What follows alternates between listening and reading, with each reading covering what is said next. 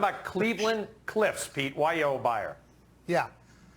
I bought it yesterday, and here's why. I've always got a selective list out there, Brian, that I'm looking around, and that was one of the names. But I hadn't really been watching it as closely of late because so focused on energy and other parts of the market. But I looked at Cliffs, and all of a sudden I realized, holy smokes, are we really trading at 15 bucks? I remember this being a $30 stock. It's been this last month that's absolutely been crippling this stock. Slammed to the downside. Yeah. They're not going to be spending as much on CapEx. There's a lot of different reasons. But when you look at the multiple and you look at the free cash flow, I think this is the time now to own it. I've traded it in the past through derivatives. Yeah. I have not owned the stock in a very long period of time. Now I own it, and I've got huge implied volatility to sell against it. This is the highest implied volatility Cliffs has had. So with that, I'm able to create something where right now, if it stays where things are, I will collect $1 per month against my stock position. That's $12 in a year, Brian, on a $15 stock. That's if the implied volatility stays that high. So that is something that I decided to do right away, and I'll continue to watch this and monitor where is that implied volatility over the next few months.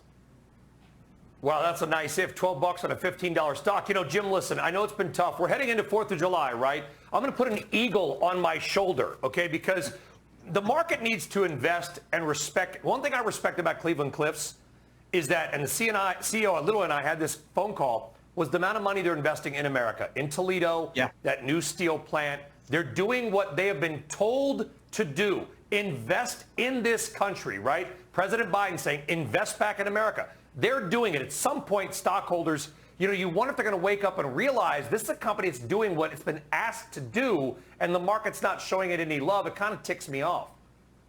Well, let me tell you a couple things about Lourenco Gonçalves. He's a huge, and that's the CEO. He's a huge believer in America. He was on the podcast that Steve Weiss and I were doing, and he's a believer that this supply chain onshoring that I keep talking about is going to revitalize a middle class in America that's been on the downswing for about 40 years. He's passionate about it, and it's a wonderful thing. The other thing I'll tell you about Lourenco is you don't want to be named on one of his earnings calls. And Sully, I have a tremendous amount of respect for you, but you were in the crosshairs last time. I will tell you it was pretty amusing, but I hope you had a laugh too.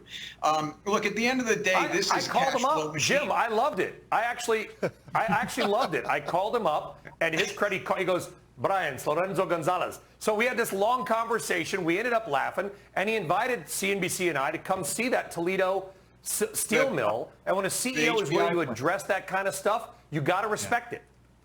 Yeah, no, absolutely. And look, bottom line, this is a company that's generating a lot of cash flow, okay? Now, yes, hot-rolled coil steel prices have come down rather precipitously over the last several weeks.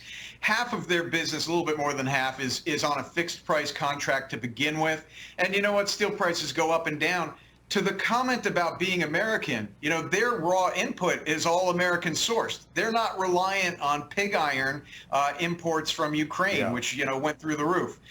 They've got a great business model here. It's generating cash flow. And with the cash, they're buying back debt and they're buying back shares at these prices that, as Pete alluded to, are, you know, stunningly low from where they were just a short time ago.